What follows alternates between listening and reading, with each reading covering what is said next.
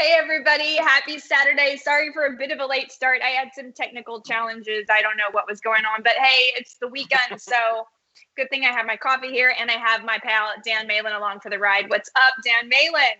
It's been a pretty rough day. The NASCAR slate locked, and I had about 12 reservations that I didn't get to put in. Oh. I had a best ball draft started about 2 hours ago that I completely missed because I had a personal issue that I had to take care of. The team's actually not bad, and I apologize to everyone. I know Justin Vreeland, our own Justin Vreeland, put it all together. Our producer, John Impemba's in that one as well. I missed the draft. Apparently, when you're just auto-drafting or auto-selecting people for bids, like the team that's not in there that's just auto-bidding, it's kind of like stripping away value for other teams. So I'm really sorry, and I'm not a great best ball drafter, and this might be the best ball team I've ever drafted. And I'm not even there. Wow. So should we break that down today instead of the FSGA drafts? We can definitely talk FSGA draft, and if we have time, we can talk about my best ball team that I've just, like, a computer took for me. So thank you, computer. Yeah.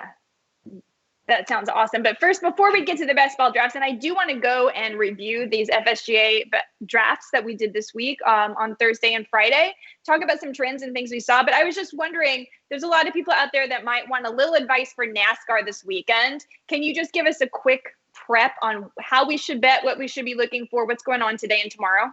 Man, so it was supposed to be a really fun weekend with 2 races each day at Pocono. It's the first time NASCAR's ever really had like a double header for the Cup level of racing. The Cup race, it's 4:07 p.m. Eastern time right now. The Cup race is under a bit of a delay, but it's going to get started in about 20-30 minutes.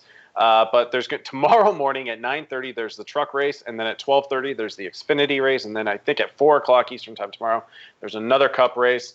It's the tricky triangle, as they call it. If you're playing DFS, it's really hard to kind of collect the dominator points that we look for, which is laps led and fastest laps. Really what you're trying to do is just, take advantage of guys that may move up through the field so you can get their position differential and get guys that are finishing in the top 10. My strategy this weekend is because DraftKings likes to get cute with how they're releasing the salaries nowadays. So a guy like Christopher Bell, who's starting further back, is priced over $11,000, and that's incredibly high. The reason he's priced up is because he has the best position differential in the field. So if he moves up 25 spots and finishes top 10, he's returning about 5x value, and he could move up further to possibly get 6x value. So I'm not really playing too many cash games because I can't really find as much value. So for today's race, I'm mostly doing GPPs. For Sunday's race, they've already released the salaries, and we don't know the starting order yet. So tomorrow's race is going to be a race I'm going to pound heavier for cash games because I think I can find better value there. I realize I may have just talked your ear off, so I do apologize, Jen. No, that was fantastic. I know nothing about, it's kind of like Charlie Brown's teacher. When you start talking about NASCAR to me, it's like, wah, wah, wah, wah, wah. But then when you say 5 times value, 6 times value, sometimes my antennas go up and I'm like, right. I'm going to go play. So yeah, that's the info we want. I think, we're all wanting sports back, and some people are playing DFS NASCAR, and soon they're going to get to play MLB, we hope. And NFL season, I believe, is about 75 days away from starting.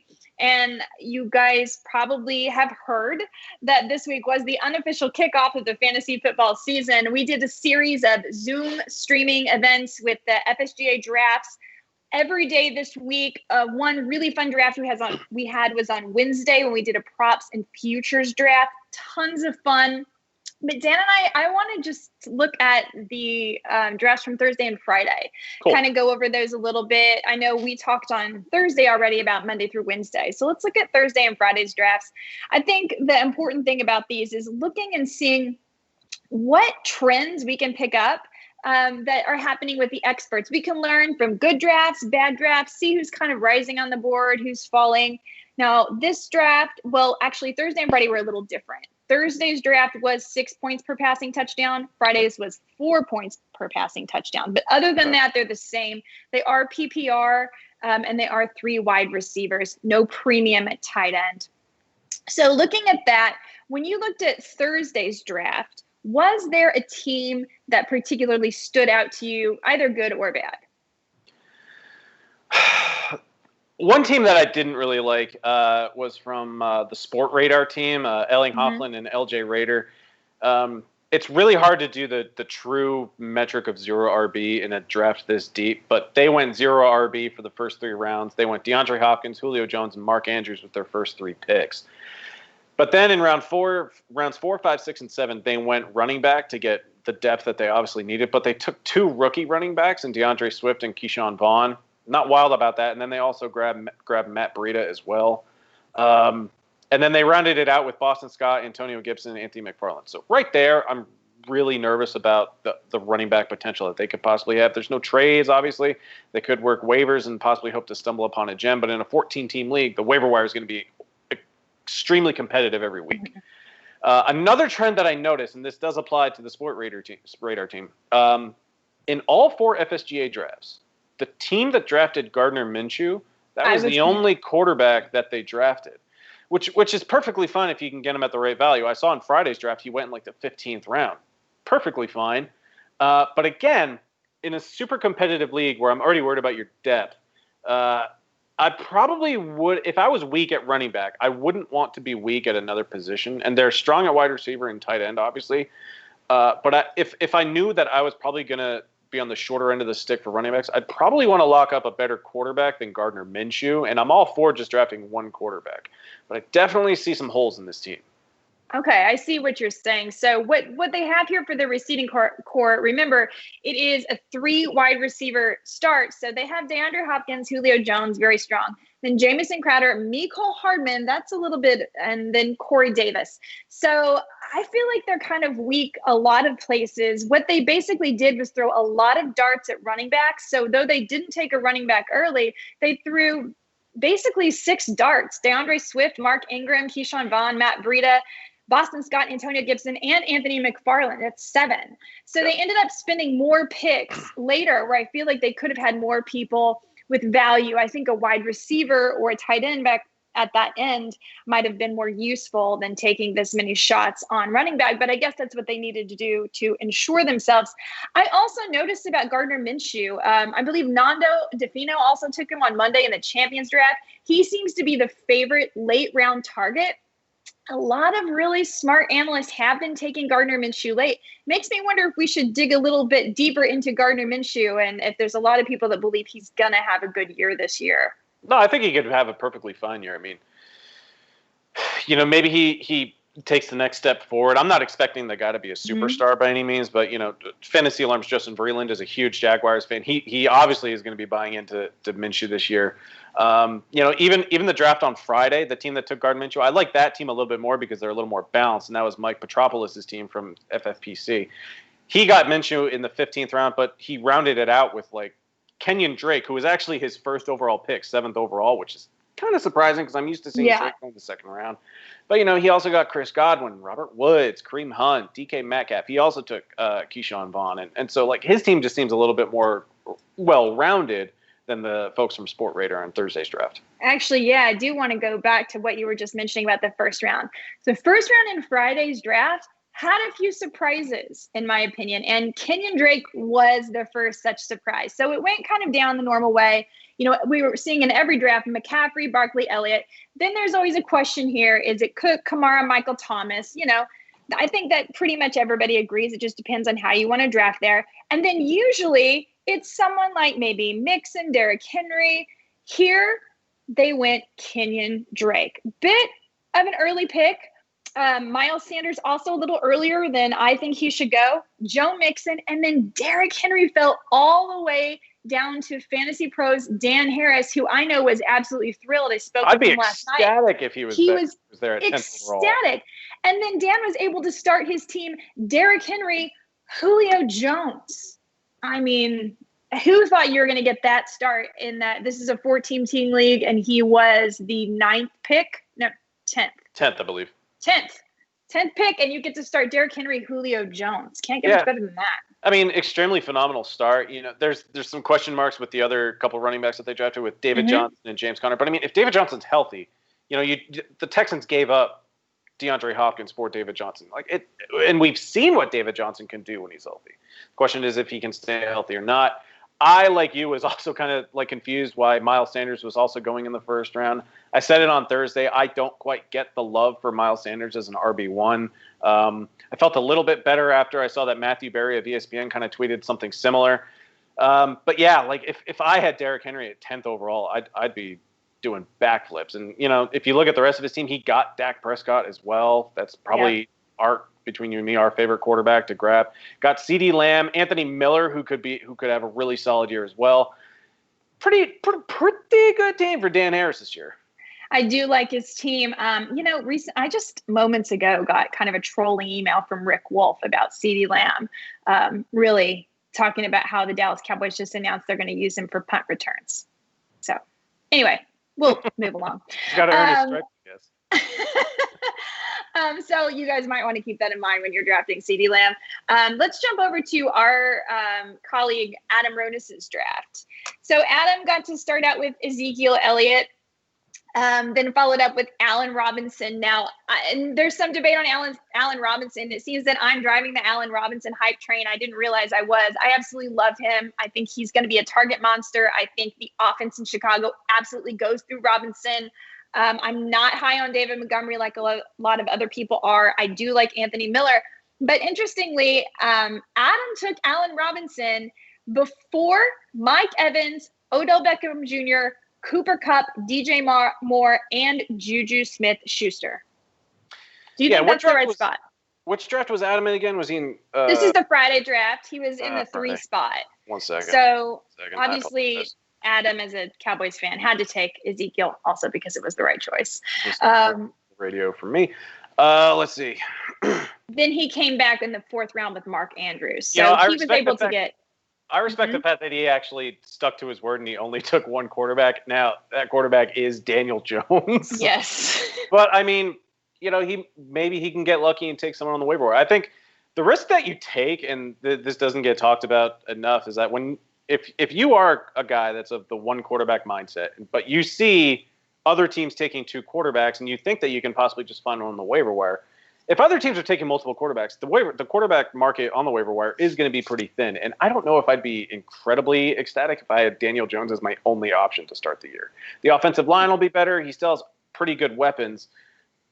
But, I mean, I love the position players that he has. I'd be a little concerned at quarterback, though. And if he can find somebody on waivers, then he should be pretty happy with that. But right now, I'd be a little skeptic.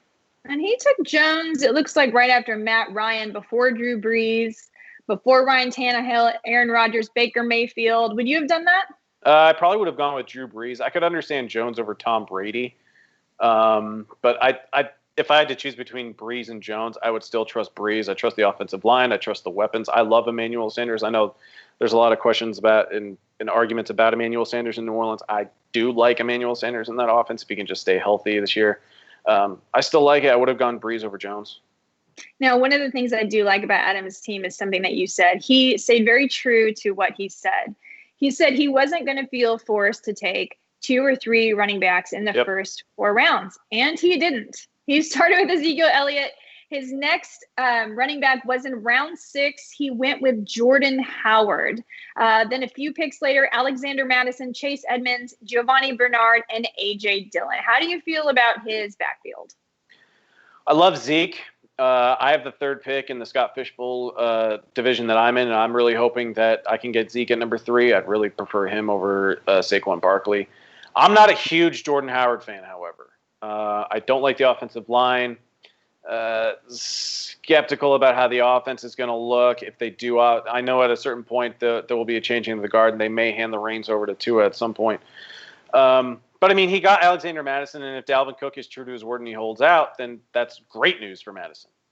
Took a shot with Chase Edmonds. Giovanni Bernard's actually not a terrible value in round 13. He can be good in PPR. Really needs an injury to Joe Mixon to pay off. And I don't hate A.J. Dillon as kind of a late round flyer out of Green Bay either. He was really the only position player that the Packers drafted. Aaron Rodgers would have loved to have seen them grab another wide receiver, maybe help out the offensive line. Instead, they went quarterback early, and they didn't do Rodgers any favors by any means, except maybe Dillon. But I mean, he's still behind Jones. But it could pay off. It's a late round flyer. Like, what are you going to do?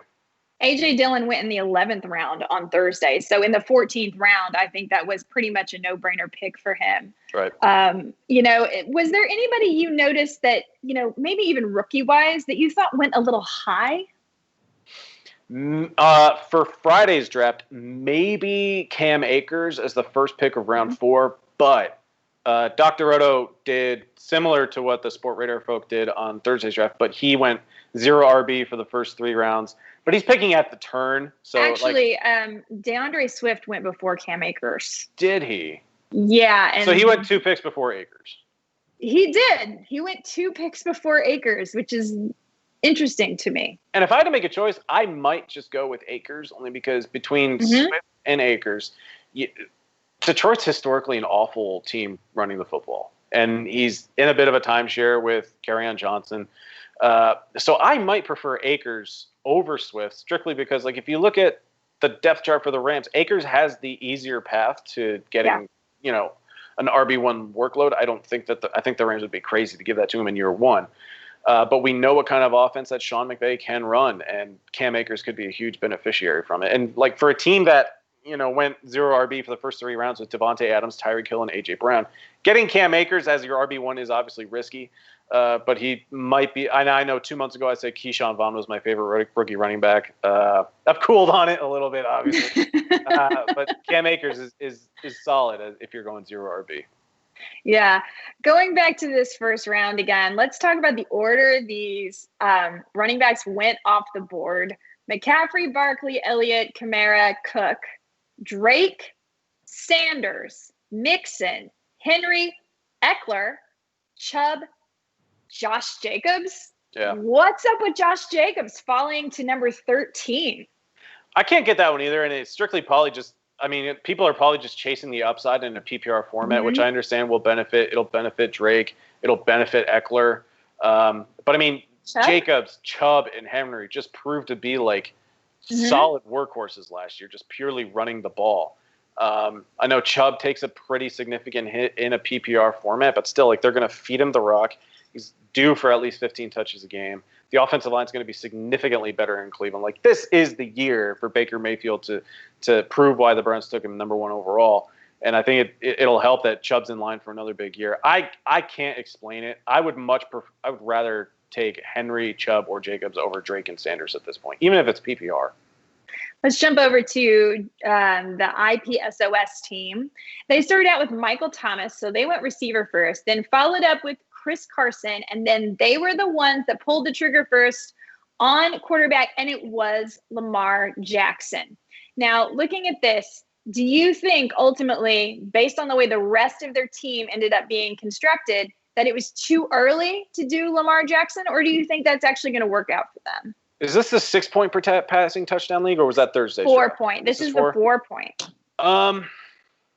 Thursday when we did this live stream, I said that I'd prefer Lamar Jackson in the 3rd round, because for the first 3 FSGA drafts, we saw him go in round 2. I think this is a perfectly fine spot to take Lamar Jackson. I still love Mahomes over him, and Fantasy Football Index got him later in the 3rd round. Still, though, I don't have an issue with the team. Chris Carson and Devin Singletary are perfectly fine. We saw Devin Singletary go in the 2nd round of one of these FSGA drafts, which is wildly early. But Singletary in the 4th round is perfectly fine. But then after that, with Darius Geis, Boston Scott, Darrington Evans, and Jamal Williams, still worried about RB depth, which is hard to find in a 14-team draft. Overall, it's a fine team. I'm not super crazy about Hunter Henry this year in Los Angeles as a tight end. They could have also, I think they could have had Evan Ingram, and I much would have preferred Ingram over Henry in that spot. Let's jump over to Football Index's team. In the same round, they took Patrick Mahomes, but they started with Austin Eckler and Aaron Jones. Now, the question I have to you is, if you had Patrick Mahomes on your team, would you use another pick in round 12 on another quarterback in Ryan Tannehill? Probably not. And I understand, you're always chasing upside and just dart throws. But if you look at the other quarterbacks that were still available, Gardner Minshew was still there. I think Aaron Rodgers was also on the board that late too. Baker Mayfield as well, because Yeah, I mean, they opted for Ryan Tannehill over Aaron Rodgers and Baker Mayfield. Can't really wrap my head around that one. I mean, I actually don't have a problem with that. I think Ryan Tannehill's being undervalued. It's more that I don't know that you should be taking a quarterback in round 12 when you have Patrick Mahomes. If I had Patrick Mahomes, I would probably just go for one quarterback. But if I was taking two, or wait until the very later round, like Gardner Minshew, like you said. Yeah. Still think the team is perfectly fine. I mean, I know they waited on wide receiver. I think wide receiver is an easier position to fill out on waivers than running back is. So, I like Eckler and Jones and Mahomes. That's a great start. And they also got Hayden Hurst, who's now with the Falcons, who could assume the Austin Hooper role. They also got Dallas Goedert. Hayden Hurst this year. Dallas Goedert should always be getting more targets than he's actually getting. So I don't have a problem with the team. But, I mean, if I was going to draft a second quarterback, I'd probably go with Mayfield or Rodgers. Okay. I actually like Ryan Tannehill. I think if we're going to be so high on A.J.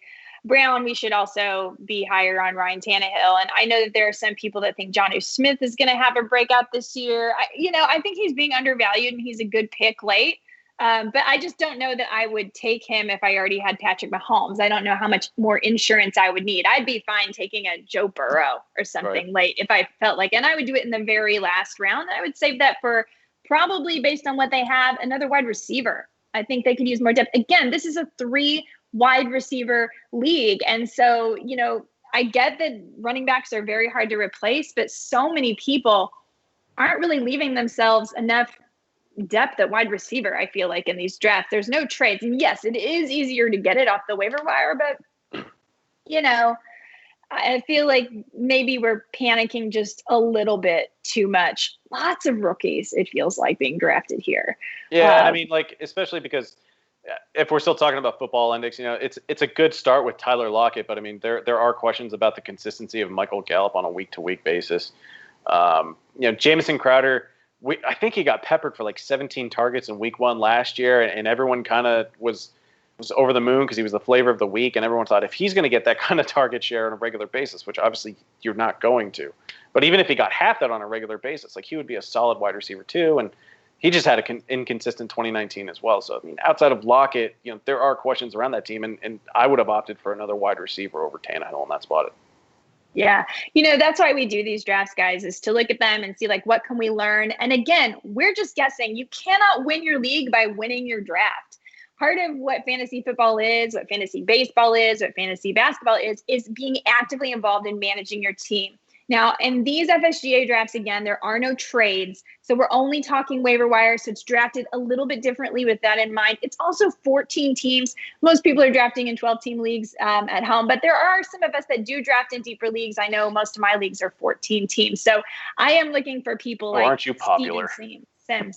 No, yeah, because I'm so popular. No, because people like to make it difficult. So I want to just actually say I think this was a fantastic week. I'm super proud of Fantasy Alarm for doing all these Zoom broadcasts. SiriusXM had them all live. It was super fun to see what people were thinking, what they were saying. We got to talk about it. And obviously I can't wrap up this live stream without saying, hey, looks like Major League Baseball is coming back. You think it's going to happen? Yeah. I mean, it's going to suck because I live next to the Brave Stadium. So I'll be just standing outside the gates, just begging to come in. Happy to have it back. The 60-game schedule is going to be insane. I'm surprised they didn't have any double headers lined up. That kind of blew my mind. It did mine too. So what are you thinking as far as, is there someone you really want to take a shot on now that there's a DH? Have these changed your mind? Have you done any drafts since they announced the 60-game season? I haven't done any drafts. I just think it's kind of funny that, we've been clamoring for the NL to adopt the DH for the longest time. And of course it happens the year that Jose Martinez went to the AL. Perfect DH. I haven't really I'm not going to do any other drafts. I have looked into like other strategies and how people are approaching the season. And if I were redrafting, you know, I would basically chase ceilings. Like, I'm not going to wait around for guys that have the safest floors. Guys that are injured, you know, you got to make a quick decision. Like, are you going to wait out the injured list stint, or are you going to quickly replace them? You know, for me, I'm just kind of over fantasy baseball at this point. And then Joe Kelly went on Rod Bradford's podcast up in Boston, and he actually thinks like we could see fewer stolen bases this year because, you know, when you're coming up through like developmental league and the minor leagues, like the first baseman's usually yelling to alert the pitcher if a runner's going to steal. That doesn't typically happen in the big leagues because a lot of teams think it's bush league and the first baseman just looks like an idiot when he's yelling at the pitcher. But now that there's no fans in the stands and the first baseman can just clearly communicate with the pitcher, I think like he could alert the pitcher just like, does this guy have a big enough lead? Will he be going? So I think it's an interesting point. I'm not sure if I necessarily want to buy into it, but it's something I'll keep an eye on as far as stolen bases goes, because it's typically a position I punt when I'm drafting anyway. Oh, really? Yeah. That's risky. So I actually was going to I think stolen bases, I'm glad you brought it up. One of the things that I think I'm going to employ for my strategy and I'm going to recommend is that you do draft people with solid floors.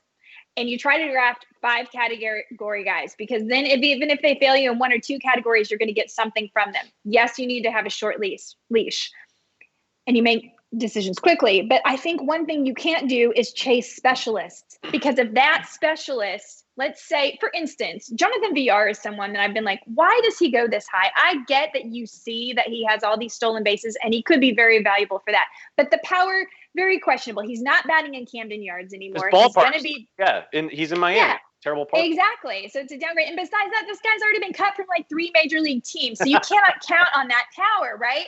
Now in a shortened season, you're basically taking him that early, for what possible stolen bases. We still don't know if that's how it's going to, pan out. And what if he has a bad month of stealing bases? Then you've really taken a hit. So I'm cautioning against drafting any major specialist. However, they do have this rule now. They're starting a guy on second extra innings. And I have this. I like that. I think that's.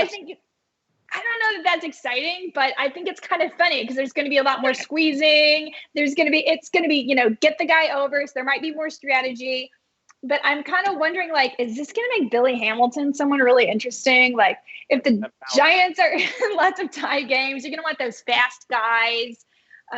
So we'll see. It's only 60 games. We don't want to go crazy with strategies, but there's just so many ways you can guess.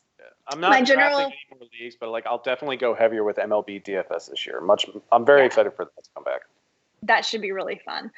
All right. Well, it's been a crazy week. Thanks for joining me on the weekend. I hope you can go back and figure out how to get some DFS lineups in for tomorrow and then feel proud of your best ball draft that you drafted virtually. Yeah, it's actually not a terrible team. And I'm actually going forward, I think I might just set out all my best ball drafts because this is a better team that I could have ever drafted. And I apologize to everyone else that's actually in the draft. Didn't mean to I guess, skimp out on this. So I do apologize. I was just perfectly fine surrendering $20 to whoever won the league, but it looks like I might have a shot. You might get to take their money instead. Right.